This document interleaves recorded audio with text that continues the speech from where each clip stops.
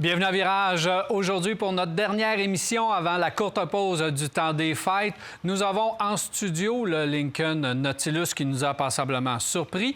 En chronique, on va avoir Éric Desgagnés de IA Avantage qui va venir nous parler d'assurance et nous donner des bons conseils, surtout si on quitte le pays pour la période du temps des fêtes ou si on fait un voyage à l'extérieur.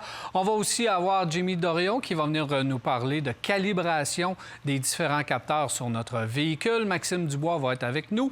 Beaucoup de nouvelles de l'industrie avec Marc Bouchard. On répond aussi à vos questions à la fin de l'émission. Tout cela à Virage dans un instant. Virage Auto est propulsé par IA Assurance Auto et Habitation.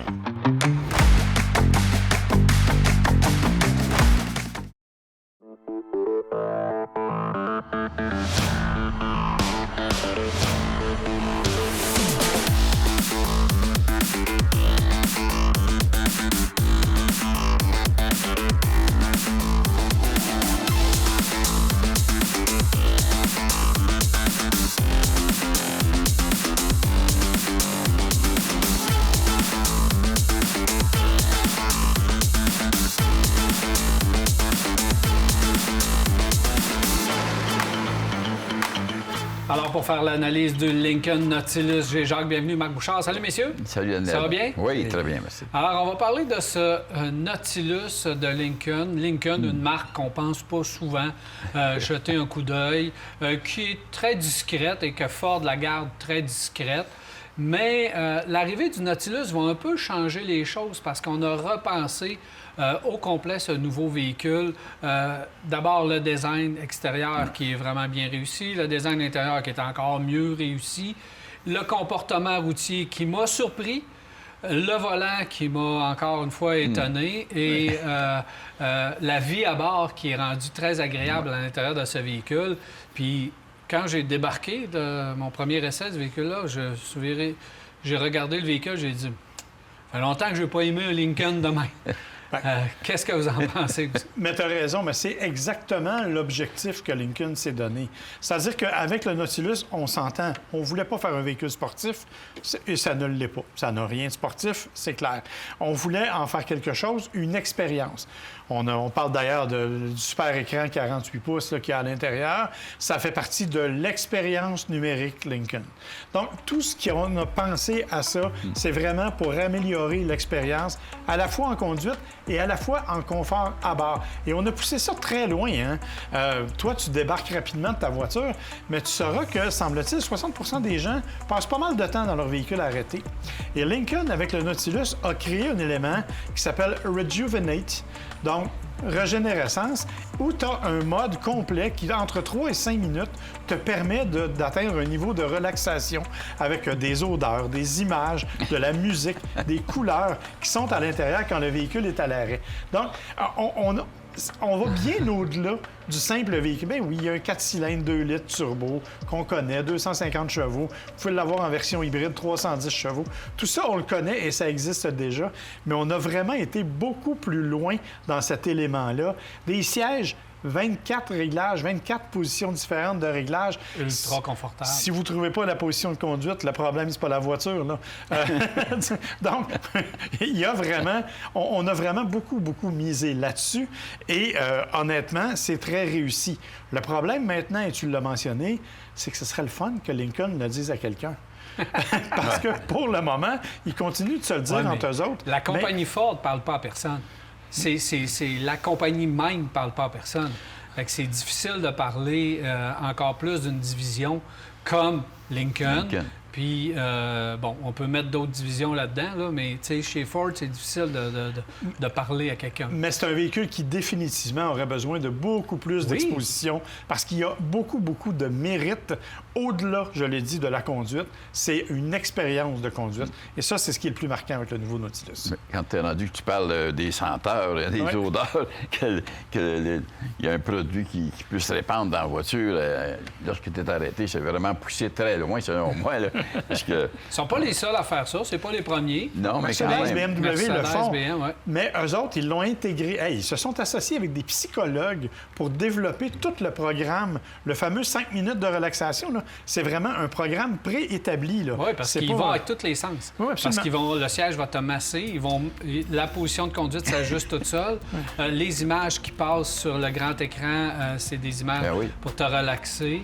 Le son également, on travaille sur le son et les odeurs. Donc, on va chercher à peu près tous les sens pour te réénergiser. Mais ça prend du monde pour développer ça, pour penser à ça, dire on fait ça, on ajoute tellement de choses. Moi, je suis surpris énormément parce que généralement, ces types de véhicules-là, Lincoln, moi, je passe sans vraiment regarder. Mais celui-là, quand je l'ai vu, j'ai resté surpris de voir la dimension du véhicule, de voir...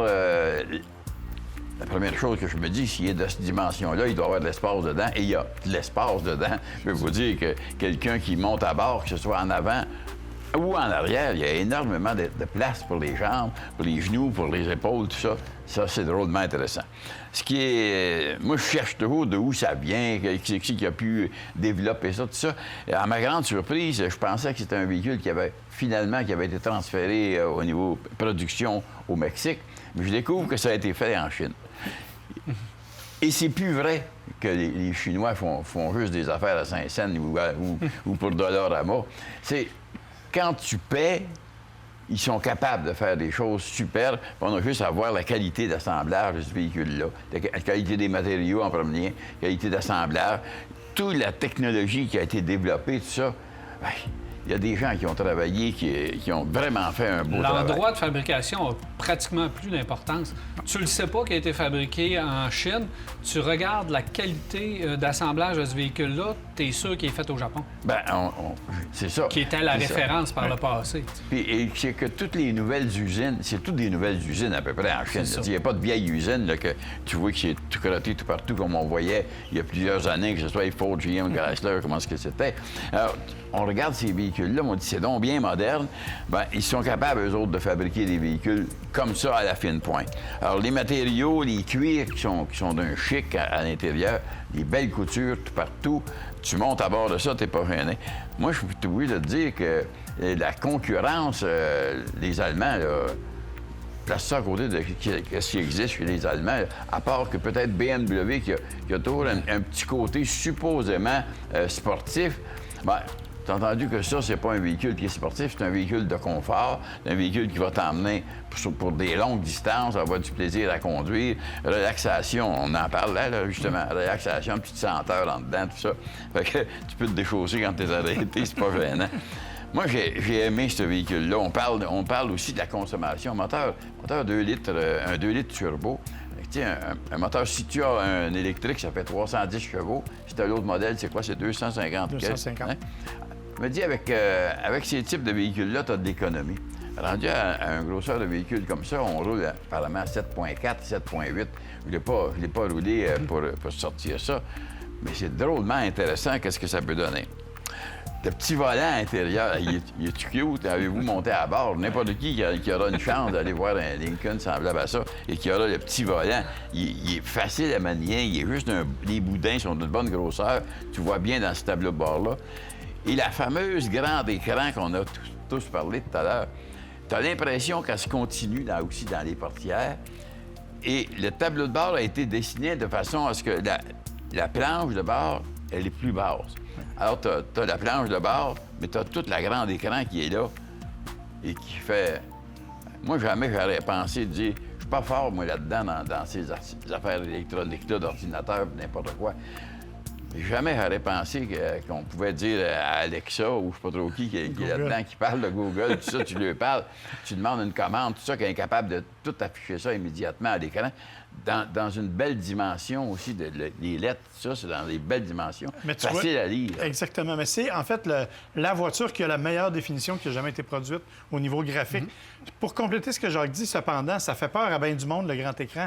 Il faut que je vous dise qu'il y a un petit écran en bas pour contrôler les fonctions. Vous n'avez pas à manipuler dans le grand écran. Là. Ça se fait à Et part. c'est ajustable. Donc, Et c'est ajustable. on peut mettre le mode tranquille pour ne pas avoir tous les écrans si on C'est ne ça. veut pas les Puis il y a encore des boutons, des commandes manuelles, etc., que quelqu'un n'est pas totalement perdu là-dedans. D'ailleurs, le bouton de volume est démesuré pour sa fonction. Là. Tu sais, c'est juste le volume, là, mais ils ont mis une espèce de gros bouton de cristal qui est très chic, mais il est bien trop gros, beaucoup trop gros pour ce qu'il fait. Là. Je pense que c'était plus le look cristal c'est qu'on on- voulait on mettre avait Il y avait des besoin de boutons ça. qui dormaient à quelque part. Ils ont dit qu'on va mettre ça là. Ouais. Non, belle voiture, bien spacieuse, grand coffre. Et puis un pneu de secours. Il y a des gens qui se plaignent que pneu de secours dans les autos aujourd'hui. Celle-ci, elle a un pneu de secours en plus de ça. Des roues 22 pouces. N'oubliez pas ça. Ça va être difficile pour les chaussées. C'est désagréable d'être obligé de payer des prix de C'est même. difficile à payer pour les Moi, je choses. me dis toujours, pourquoi se faire? Pourquoi se faire pour mettre une 19 pouces ou une 20 pouces avec un beau pneu, avec un gros flanc? Il va aussi avoir du confort. On n'est pas là. Bref, c'est surprenant, ce nouveau Nautilus-là. Absolument, ouais. Grosse Là, surprise. La question, ça va être l'impact des tarifs chinois sur le Nautilus. Hein? Il Est-ce est que- assemblé en Chine. Théoriquement, il devrait être soumis aux tarifs chinois. Donc, est-ce qu'on va déménager la production aux États-Unis? Ça va être la question à suivre dans les prochains mois, ça. Hein? Absolument, mais pour l'instant, les concessionnaires ont des véhicules. Des Donc, véhicules. dès que la loi a passé, je crois que c'était le 1er octobre, tous les véhicules qui étaient déjà en route sont exclus. Alors, possiblement que celui-là était déjà sur le bateau ou en route. Alors, il a été correct. Mais design extérieur, intérieur, technologie montée à bord, comportement routier, silence de roulement, bref, la totale, on dirait pas. Et fiabilité, parce que il n'y a ça. pas de rappel sur ce véhicule-là. Au cours des dernières années, il n'y a rien eu. La mécanique est déjà connue, qu'on sait qu'elle est fiable. ça. Alors, dans l'ensemble, c'est un véhicule qu'on peut recommander. Et on n'en a pas parlé, mais je pense qu'à part le RX 350 chez Lexus, le RX chez Lexus, Qui est la compétition. il n'y a pas grande compétition, on va dire. Non, c'est ça, au niveau de véhicules de luxe hybrides. Ben, Jacques l'a mentionné, il y a quelques Allemands, mais c'est pas du tout la même genre de véhicule. Merci, messieurs. Plaisir. Alors, voilà, on s'arrête à virage et on vous revient rester là. Car Expert, l'expert carrossier, vous a présenté cet essai routier. Car Expert à la fine pointe de la carrosserie.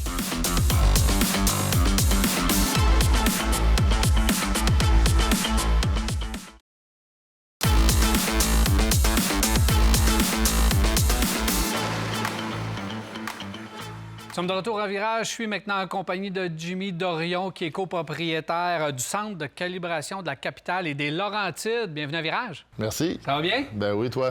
Bien content de te parler parce que c'est un sujet, la calibration de la technologie sur une voiture qu'on parle pas souvent et qu'on comprend pas tout aussi ce que ça implique. Par exemple, lors d'un impact ou d'un accident, peu importe, maintenant, on a de la technologie dans le pare-choc, dans la calandre, dans le pare-brise, et toutes ces caméras et capteurs doivent être recalibrés ou remis à l'état d'un véhicule neuf. Et ça, c'est complexe. Alors, explique-moi un peu, c'est quoi votre entreprise? Exactement. Nous, on a développé le centre de calibration de la capitale il y a 3 ans, suite à une demande qui s'est faite sentir au niveau de la calibration après impact, lorsque les gens envoyaient le véhicule dans certains ateliers de carrosserie de la région de Québec. Alors, les ateliers nous appelaient pour nous demander si on pouvait aller les aider puis pour faire leur calibration.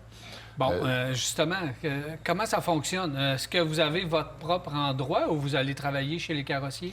On a la formule hybride. OK. Donc, j'ai commencé à développer l'expérience de la calibration dans l'entreprise familiale. Ma famille a des ateliers de carrosserie, fait qu'on a commencé par ces ateliers-là.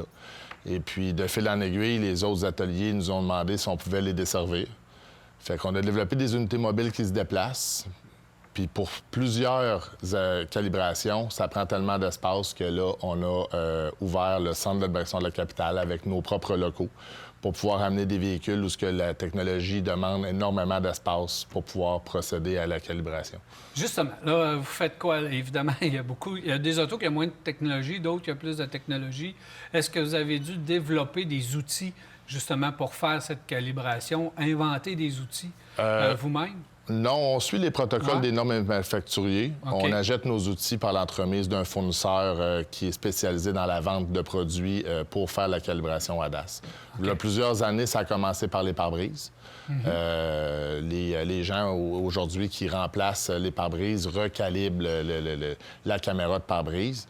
Il y en a d'autres qui ne se sont pas équipés de l'équipement qui font affaire avec nous. Fait qu'ils continuent à remplacer les pare-brises de leurs clients et puis après ça, ils nous appellent pour qu'on puisse passer sur le véhicule pour recalibrer la caméra. Pourquoi c'est important de faire la recalibration de façon professionnelle? Bien, c'est au niveau de la sécurité des clients. Au niveau du pare-brise, on vient de complètement changer l'angle du pare-brise et on met une nouvelle vitre devant la lentille. Fait que par défaut, il faut s'assurer que la caméra soit bien calibrée. Pour ce qui est des autres processus, au niveau des détecteurs d'angle mort, les radars dans les pare-chocs en avant, c'est encore plus important parce que c'est ce qui est l'anticollision au niveau des véhicules. Puis c'est les détecteurs d'angle mort, maintenant, il y a de plus en plus de gens qui conduisent avec le ADAS du véhicule. Donc, si la lumière n'allume pas au bon moment dans leur rétroviseur, bien, à ce moment-là, ça peut être très dangereux.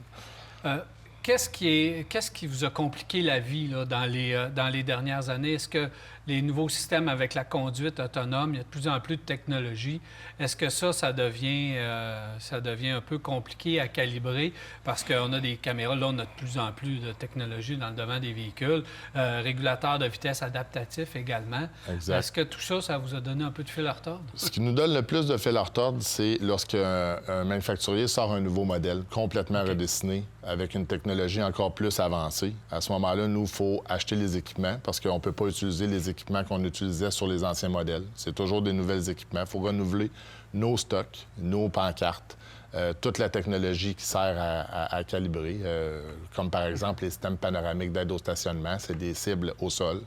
Fait qu'un nouveau modèle amène une nouvelle cible. Amène une nouvelle cible et une nouvelle technologie. Les senseurs au niveau des pare-chocs, l'aide au stationnement, tout ça, j'imagine que là, ça doit être rendu à peu près commun, ces genres de cette technologie-là? Oui, à partir du moment qu'on va dans une gamme moyenne, il y a des sensors. Il y a des manufacturiers que ça se recalibre. Il y en a d'autres que ça se recalibre pas.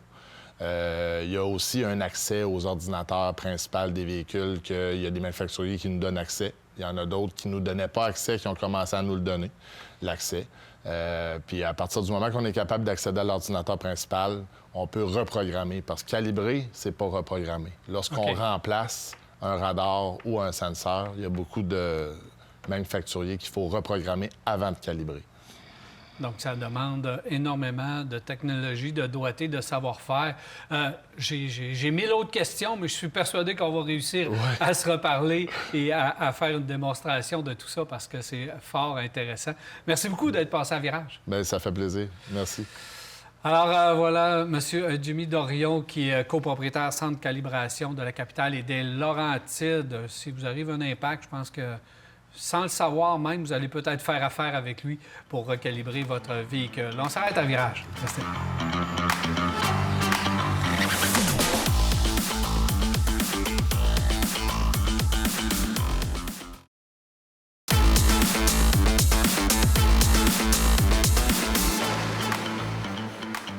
Voilà, de retour, je suis maintenant en compagnie d'Éric Desgagnés, directeur général pour IA Avantage. Salut, Éric.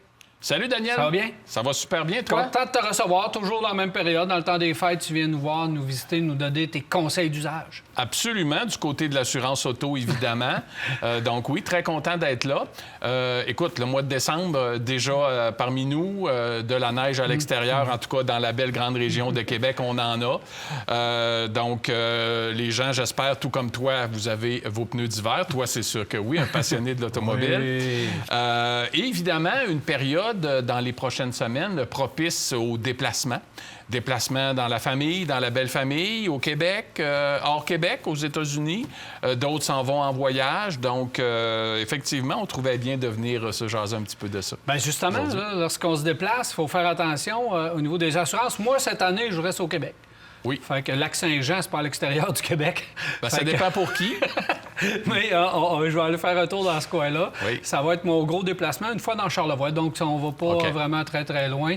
Et je vais pas surtout à l'extérieur cette année. OK. Ben, tout comme moi, hein, on vient du Lac-Saint-Jean, donc moi aussi.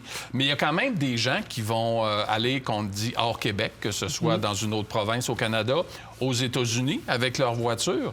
Donc, la première petite chose que je voulais peut-être recommander à ces gens-là en termes d'assurance automobile, ben, c'est de vous assurer auprès de votre assureur, c'est le cas de le dire, que vous ayez une responsabilité civile à 2 millions.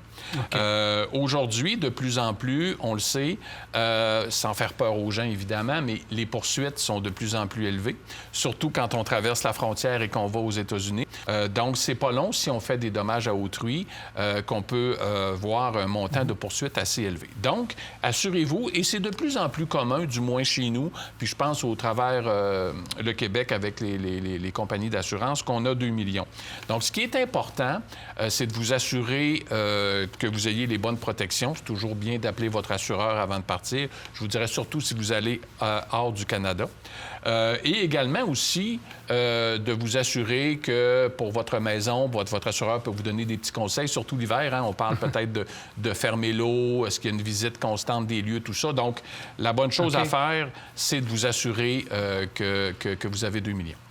Si j'y vais avec ma voiture, est-ce que je dois vous appeler? Est-ce que je dois vous prévenir que je vais à l'extérieur, Éric, pour vous avertir? Si j'y vais avec ma voiture, de vous avertir, ou si je vais louer une autre voiture, ou si j'utilise la voiture d'un ami sur place? Peut-être au mois de février, je vais y aller, puis mon ami a une voiture. Bien, j'espère d'être capable d'y aller. Oui, c'est toujours ça. Et il y a une voiture sur place que je pourrais peut-être conduire à un moment donné. Bon. Est-ce que je dois vous avertir? Je dirais toujours oui et non, ça dépend. Okay? L'important, c'est de vous assurer sur votre contrat d'assurance que vous avez certaines protections. Il y a des avenants, qu'on appelle entre autres l'avenant FAQ 27, qui va te protéger si tu loues ou si tu empruntes une voiture. On parle surtout ici de Canada et États-Unis.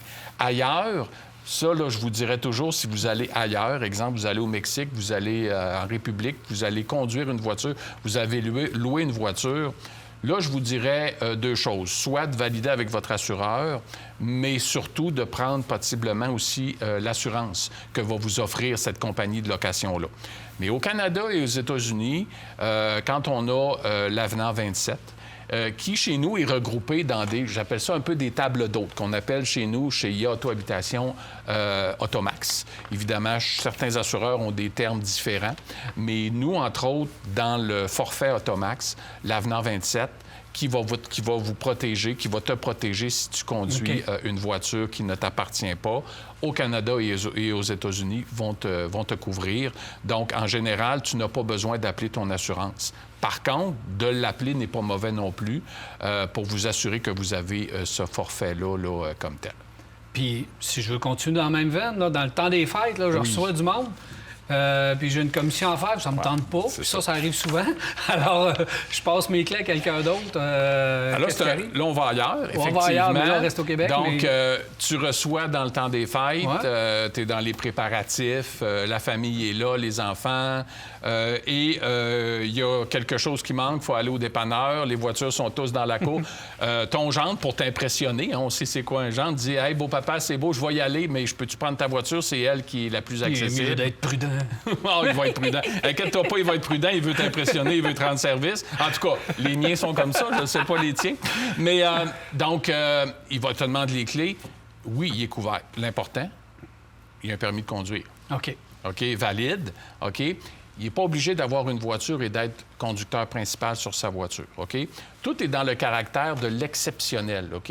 Il te rend service, il apprend une fois ou deux dans le temps des fêtes, il arriverait quelque chose, évidemment, c'est ton assureur qui va indemniser pour les dommages à ton véhicule, mais oui, il est couvert, OK?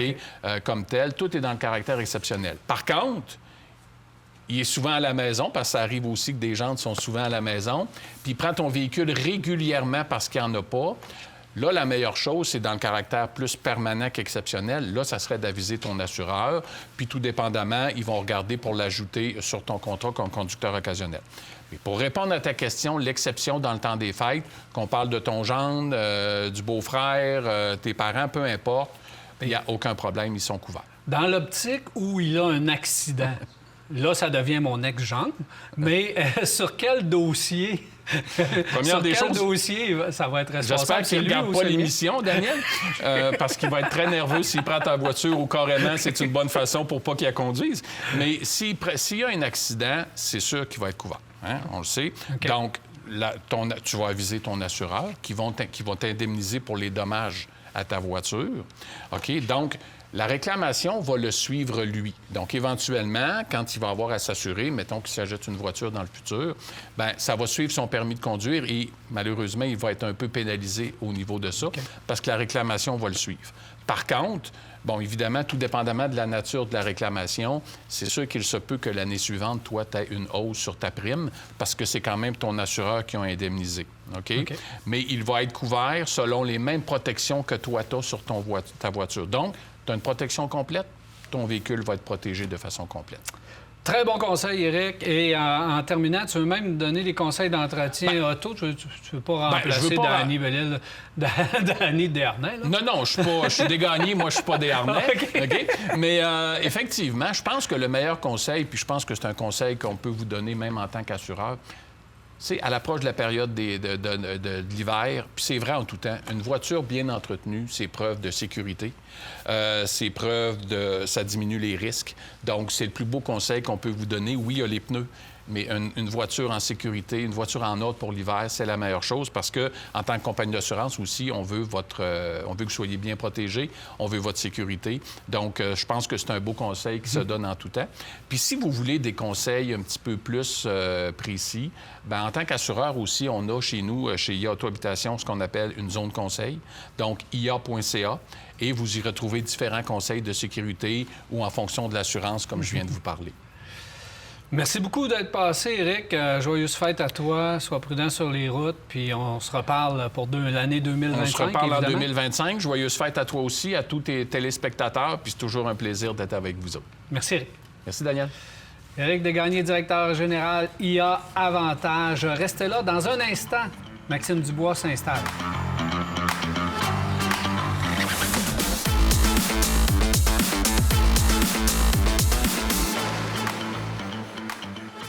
Voilà, de retour. Je suis maintenant en compagnie de Maxime Dubois, CA Québec. Salut, Maxime. Bonjour, Daniel. Ça va bien? Très bien, merci. C'est les parties des fêtes, alors ça va bien? Ben oui, c'est ça. On se sent dans l'esprit des fêtes. Et justement, vous vous êtes associé à une très bonne cause, Opération Nez Rouge et CA Québec s'associe. On est fiers partenaires, justement, d'Opération Nez Rouge depuis 31 ans déjà. Donc, ça fait quand même un bon bout de temps. On est très fiers de faire ça. Ce que ça veut dire, quand on dit qu'on est partenaire, bien, on offre gracieusement le service d'assistance routière aux bénéficiaires et aux accompagnateurs et aux accompagnatrices aussi d'opération, donc Opération Nez Rouge. Donc, ça nous fait un immense plaisir de faire ça. Donc, on est capable donc de faciliter justement toutes les opérations des bénévoles aussi au travers de ça. On sait comment c'est important. S'il arrive quelque chose, vous êtes là oui, pour les assister et les soutenir. Oui, et puis on a beaucoup d'employés aussi qui seront bénévoles aussi pour faire du raccompagnement. Et il y a quelque chose d'intéressant aussi, c'est qu'on va donner un 50 $ aussi à Opération Enfants Nez Rouge jusqu'à une concurrence de 3 000 $. Donc, on s'implique doublement, même triplement. Et on est très, très, très fiers de rendre les routes beaucoup plus sécuritaires. Et ça m'a fait penser que lorsque j'ai su qu'on était encore partenaire, je me suis rappelé qu'à CA, on avait fait une étude à savoir combien ça coûtait perdre son permis de conduire. On dit tout le temps on perd son permis de conduire avec l'alcool, mais les conséquences financières sont énormes. On a fait une étude... Les conséquences et les démarches, là, c'est ça semble assez lourd. C'est incroyable. J'en ai ressorti juste quelques-unes. Évidemment, on a la suspension du permis immédiate pour 90 jours. On a le remorquage du véhicule qui, à l'époque, était aux alentours de 125 $. Le remisage du véhicule, on est à 25 $ par jour. La révocation du permis, évidemment. Les amendes imminentes qui étaient aux alentours du 1 000 $ déjà en 2019. Un antidémarreur qu'on doit obliger, donc installer, qui est aux alentours d'une soixantaine de $. On a la location de cet équipement-là. Les honoraires d'avocats, qui, à l'époque, était entre 250 et 300 $ de l'heure. Ça nous prend au moins 2-3 heures. Donc, on est déjà dans le 1 000 $ juste pour ça. Et ça, c'est un strict minimum. On doit penser aussi à l'impact sur les assurances. Sans même avoir un dossier impeccable, on voit les hausses Imagine lorsqu'on a... ça doit être assez incroyable. On avait des hausses aux alentours de 1500 à 1700 $ de plus à cause de ça. Donc, est-ce qu'on doit parler aussi de tous les problèmes qu'on a aussi pour traverser les douanes par la suite, les demandes de pardon, etc. Ouais. Encore des frais d'avocat. C'est incroyable, tout le boulet qu'on traîne. C'est quoi, c'est une dizaine de mille? 55 et 10 000? Au bas mot, on était à 6 200 $. OK. Il y a 5 ans. Alors, on peut facilement penser que c'est nettement plus élevé que ça. Donc, on parle beaucoup, justement, des problèmes. « Oh, je perds mon permis. » Mais au-delà de ça, et que tu l'as dit, c'est de l'argent, mais ce sont les démarches. À quel prix on est prêt à payer, pour perdre son permis de conduire? On ne peut pas imaginer combien on pourrait être dépendant de n'importe qui après, justement pour se demander des déplacements. Et on traîne une grosse empreinte très rouge. Là. On est marqué au fer rouge par la suite. Là. Ben oui. Puis dans le temps des fêtes, on a des supports comme Nez Rouge pour nous aider. Puis il y a toujours les taxis et les autres services également qui sont là, Tolérance Zéro et tout. J'en ai sorti justement des solutions qui sont faciles. On les connaît. Bon, on peut dormir sur place, rentrer avec un conducteur désigné, appeler un parent, un ami, appeler un conducteur sobre, utiliser le transport collectif. Marcher, on pourrait le faire, appeler un taxi, aller à l'hôtel, commander Uber, appeler Tolérance Zéro, contacter Opération Nez Rouge, comme on a dit. Mais si on est membre de CA Québec, on peut se servir aussi d'un de nos remorquages. Un de nos services. Ben oui. Alors, à ce moment-là, la voiture sera remorquée directement sur la plateforme à la maison avec, évidemment, le conducteur. Alors ça peut se faire. On prend uniquement un service. C'est fort simple. Donc, quel beau conseil avec l'arrivée du temps des fêtes.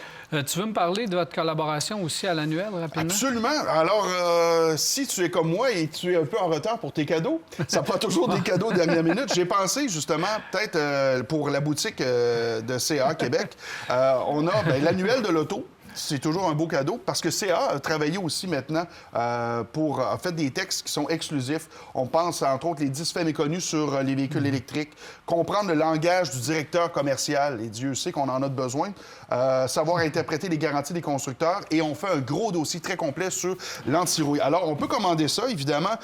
On a des prix qui sont très concurrentiels. Tout le monde peut acheter sur la boutique. Et en plus, si on est membre CA, c'est 5 % en dollars CA. Mais aussi, il y a plein d'autres choses. Là. On parle, tu reçois souvent les gens de Silver Wax. On a des trousses de Silver Wax aussi. On a évidemment tout ce qui s'appelle des protections anti-vol. Donc, il y a plein de choses. Beaucoup d'articles pour l'automobile. On a une section cadeau qui est intéressante aussi pour les idées à moins de 20 $, à moins de 50 $. Et la livraison est gratuite si on a 35 $. Et la beauté de la chose, c'est que ça part pas de la Chine, ça part de notre gros entrepôt dans le parc Armand-Villot. Donc, c'est très rapide pour la livraison. Pour les beaux et belles idées cadeaux. Ah oui. Merci, joyeux temps des fêtes à Merci, toi. Sois prudent sur les routes. Merci bien. Alors voilà, on s'arrête à virage et au retour. Les nouvelles de l'industrie avec Marc Bouchard. Restez là.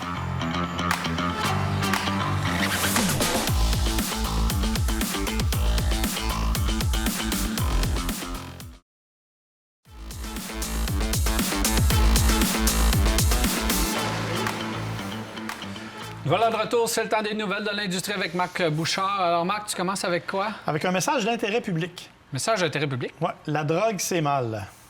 Oui, ça c'est sûr. Si vous avez de la misère à convaincre vos adolescents, montrez-leur le prototype Jaguar 00. Es-tu en train de dire qu'il a été dessiné sous l'effet de substances illicites? Écoute, c'est absolument abominable ce qu'ils ont présenté, Jaguar, avec le 00. Bien, l'avant-première était porteuse de mauvaises nouvelles. Exactement. Mais là, écoute, la bonne nouvelle, c'est qu'ils ont confirmé que ça ne sera jamais un véhicule. Ce n'est qu'un exercice de style pour montrer ce qu'ils vont faire. Mais c'est vraiment un drôle de véhicule avec une partie arrière qui a l'air d'une grille de ventilation d'édifices publics. Vraiment, on n'est pas dans quelque chose de... Un long capot, comme si que les V12 étaient de retour. Exactement. Ouais. Et l'idée, je répète, de Jaguar, c'est qu'ils veulent concurrencer Bentley maintenant. Donc, ils ne veulent plus s'attaquer au marché grand public, mais ils veulent être une marque de haut niveau qui pourrait s'attaquer à Bentley. Écoute, on arrive avec un véhicule qui a des voies très larges, des pneus de 23 pouces. On a des petits panneaux latéraux qui font sortir des caméras pour la vision. On est vraiment dans quelque chose de complètement flyé. Rose et bleu, d'ailleurs. En plus, on demeure dans le thème du vidéo. Exactement. Introduction, hein. Alors, évidemment, et tout ça, à l'intérieur, on dit qu'à l'intérieur de la voiture, il y a un totem qui va servir de clé et qui va allumer des lumières et partir la musique. OK, c'est de là les substances illicites que tu parles. Exactement. Alors, on est assez Et on loin. voit qu'aussi, on peut transporter des 2x4 Écoute, ça n'a pas de bon sens. avec la traverse intérieure. Effectivement. Alors, c'est vraiment complètement fou. Sincèrement, je ne comprends pas ce que Jaguar veut dire comme message avec ça. Sais-tu où il fesse dans le mille avec ça? Non. Parlez-en mal, parlez-en bien, mais parlez-en. Oui. Et ces gens-là avaient rien à nous dire. Non. Donc, ils ont déployé une très belle campagne de publicité qui est négative, oui, mais qui fait parler de Jaguar. La question, c'est jusqu'à quel point ça va rebuter les gens de s'associer La pression, avec c'est Jaguar. d'arriver avec un véhicule dans le sens du monde. C'est ça. Après ça, on verra. Mais, alors, tout ça Mais pour la dire... campagne, c'est du parlez-en bien ou parlez-en surtout en mal, mais parlez-en. C'est un autre monde, disons.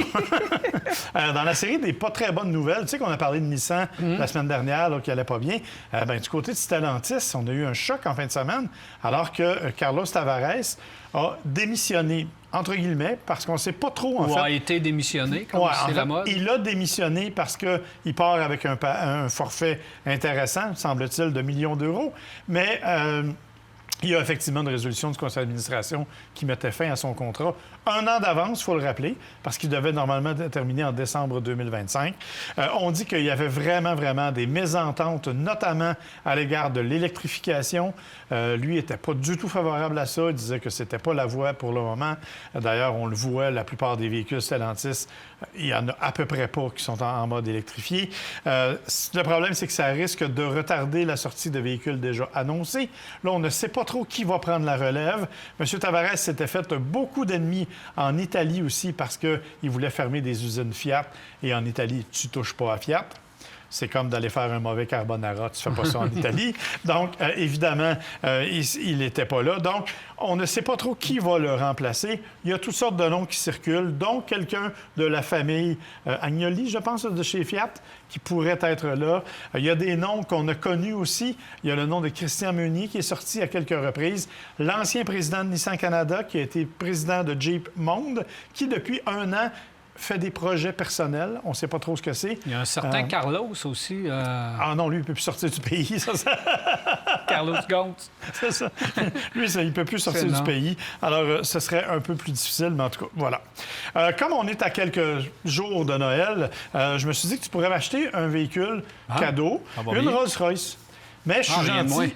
Mais je suis gentil. Je veux pas la vraie Rolls-Royce. Okay. Je veux la Rolls-Royce qu'on appelle Cameo. En fait, c'est un modèle réduit qu'on a fait, qui est vraiment un exercice de design absolument fabuleux, qui vaut quand même 10 000 canadiens. C'est beau, modèle là. réduit. Tu sais qu'à ce prix-là, tu as un modèle qui a vraiment de l'allure là, dans le modèle réel. Oh oui, je sais. Non, mais bon, t'as un modèle réduit. Pas de Rolls-Royce, mais... T'as un modèle réduit. Là. Donc, c'est vraiment génial. Ça fait 30 cm de longueur, imagine. 10 000 Wow. Je trouve ça un peu intense. On parlait de compagnies qui n'allaient pas bien. Il y a Volkswagen qui ne va pas très bien. Beaucoup de grèves en Allemagne du côté de chez Volkswagen parce qu'on voulait fermer des usines. Et là, c'est en train de créer une crise sociale en Allemagne, littéralement. Le gouvernement s'en mêle, tout le monde s'en mêle. Et il y a eu d'abord des grèves. 70 000 employés qui ont fait la grève du côté de chez Volkswagen. Ça commence à être du monde un peu. Là, on verra. Si on revenait au travail, ils reparlent de faire une grève générale illimitée. Si c'est le cas, ce serait un coup dur, évidemment, pour l'industrie. Dans les autres nouvelles, Porsche qui fait un rappel sur son Macan électrique. Il n'est pas sorti. Oui, chez nous. Mais, mais imagine, on fait déjà un rappel. Sais-tu pourquoi? Les phares sont trop brillants. Alors, ça aveugle les gens qui s'en viennent en face, tellement qu'en fait, on doit faire un rappel et modifier non pas l'ampoule, parce que c'est des trucs au laser, mais modifier toute la programmation des phares. Donc, il faut réduire ça. On parle de plusieurs milliers de Macans électriques qui sont touchés par ça. Trop efficace. Trop efficace. Et une dernière petite nouvelle, décembre sans portière. Hein? C'est un concours. C'est comme un truc que Ford a lancé pour son Bronco. Alors, évidemment, au Canada, on n'a pas le droit de rouler sans les portes. OK? Au Québec, tu n'as pas le droit. Tu peux le faire dans des zones fermées. Alors, on dit aux gens plutôt Abonnez-vous à nos réseaux sociaux. Il y aura des photos, des vidéos de Bronco sans portière. Et si vous les aimez, vous pouvez participer à un concours où ils font tirage. Et ça, c'est intéressant, je dois le dire. C'est le Bronco Rodeo. C'est une école de off-road qui existe aux États-Unis. Alors, il y a des gens du Canada qui pourraient y aller en participant à ce concours-là sur les réseaux sociaux de Ford. Mais ils doivent faire l'exercice d'enlever les portières. Et ils doivent faire l'exercice d'enlever les portières et de prendre des photos dans la neige, idéalement, de leur véhicule. Mais évidemment, on le répète, c'est pas légal Allez pas sur la route. Restez dans des zones sécurisées. Exactement, mon cher. Merci beaucoup, Marc. Ça fait plaisir. Alors, restez là. Jacques Bienvenu se joint à nous et au retour, on répond à vos questions. Ce segment est une présentation du réseau des garages recommandés CAA Québec et de B Lepage Autoservice. Visitez caaquebec.com pour trouver votre garage.